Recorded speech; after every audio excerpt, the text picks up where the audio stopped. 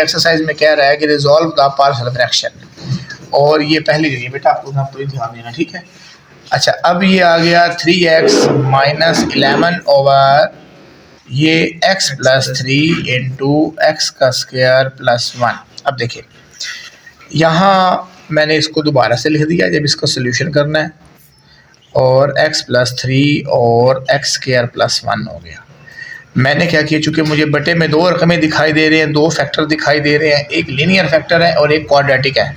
Linear वो जिसमें x की पावर 1 है और एक क्वाड्रेटिक वो जिसमें x की पावर स्क्वायर है। तो मैंने दोनों को कर दिया बेटा, समझ आ गई। यहाँ आ गया x प्लस 3 एक फैक्टर जो कि लीनियर है, और ये आ गया क्वाड्रेटिक फैक्टर जो कि एक्स स्क्वायर प्लस 1 है।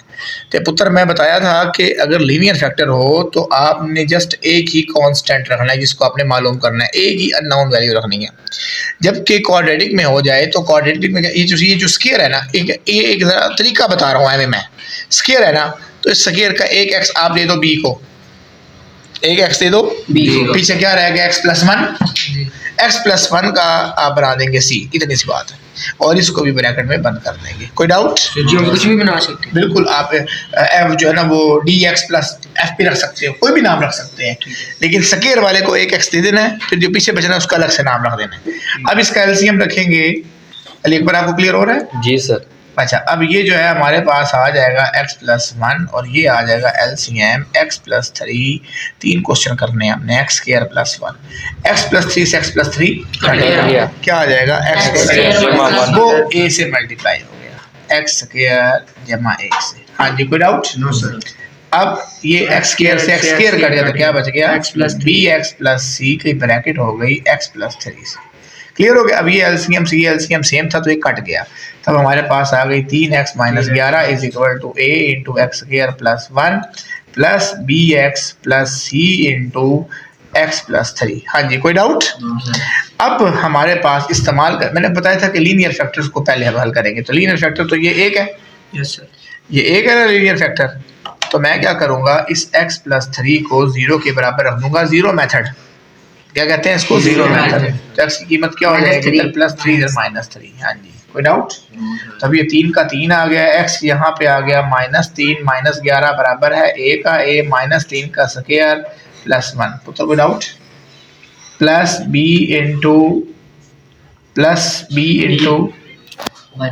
ये क्या है, प्लस 1। हाँ, ये प्लस 1 ब्रैकेट बंद हो गई। अच्छा, प्लस b और ये फिर minus 3 plus c into minus 3 plus 3। ठीक है। अभी देखिए ये minus plus minus minus 3 3 9 minus 11, ठीक है। Yes sir. इज इक्वल, अभी देखिए a इंटू माइनस 3 का स्क्वायर 9 होता है और जमा 1 जमा, अभी देखिए ये हमारे पास क्या आ रहा है, जमा 3 माइनस 3 क्या आ रहा है, 9 आ रहा है, 0 आ रहा है, 0 आ रहा है, क्योंकि जमा का 3 माइनस के 3 से कट गया। जब ये 0 हुआ तो इस सारे के साथ जो मल्टीप्लाई हो रहा है ये सारा 0 हो गया। अब ये हमारे पास आ रहा है 9 और 1 10a, और ये क्या आ रहा है माइनस 20। तो इधर 10 मल्टीप्लाई जाके क्या हो जाएगा, इधर भी तो आ सकता है, और ये कोई बात नहीं, ऐसे नहीं करना आपने, ये से कट जाएगा तो a is equal to minus 2। कोई डाउट?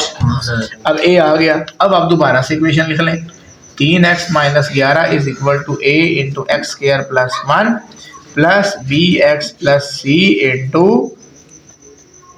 X plus 3। अब देखो ना, लीनियर फैक्टर कोई और है, आप जीरो मेथड लगा सकते हैं लीनियर फैक्टर पे, लेकिन वो तो है ही नहीं।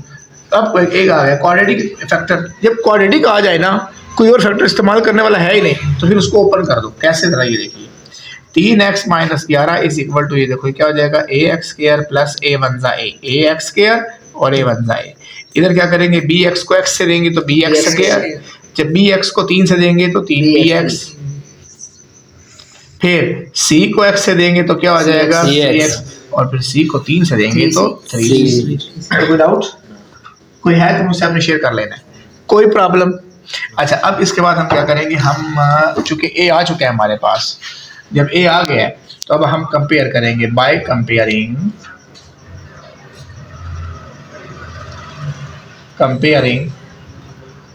Coefficients of x square. X square के कोफिशिएंट ले लेने हैं। इधर एक्स स्क्वायर की कोई वैल्यू है तो 0 है, ये बराबर का बराबर मैंने इधर कहा है, अब बराबर का बराबर, इधर एक्स स्क्वायर का a आ गया फिर एक्स स्क्वायर का क्या आ गया बी बी, ठीक है। अब 0 बराबर है ए कौन था -2 था जमा बी, ये बी इधर -2 है क्या जाएगा +2, तो बी की कीमत क्या हो गई खाली 2। कोई डाउट? दोबारा देखिए इधर नफी 2 था, ठीक है जब इधर गया तो जमा का 2 ना बन गया, ठीक है। तो बी इज इक्वल टू 2। अब ए की भी आ गई बी की भी आ गई।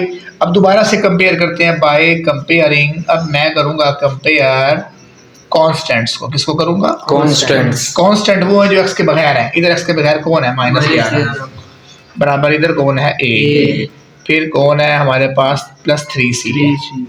अब -11 इज इक्वल टू ये ए कौन था? -2 था +3c। कोई डाउट? No sir. इधर -2 इधर क्या हो जाएगा? +2, तो -11 + 2 इज इक्वल टू 3c। तो ये क्या बन जाएगा? ये -9 इज इक्वल टू 3c। ऐसे ही हो गया। इधर 3 मल्टीप्लाई जाके डिवाइड हो जाएगा तो माइनस ये हो गया, तो c इज इक्वल टू 3 3 9 -3। लो ये c की वैल्यू और कोई रह गया नहीं। अब ये देखो ये a की जगह पे क्या आ गया, जरा देखिए a की जगह पे है हमारे पास -2, तो -2 बटा x जमा 3 जमा का जमा b की जगह पे क्या आ गया? b है, तो b की जगह पे क्या आ गया? 2।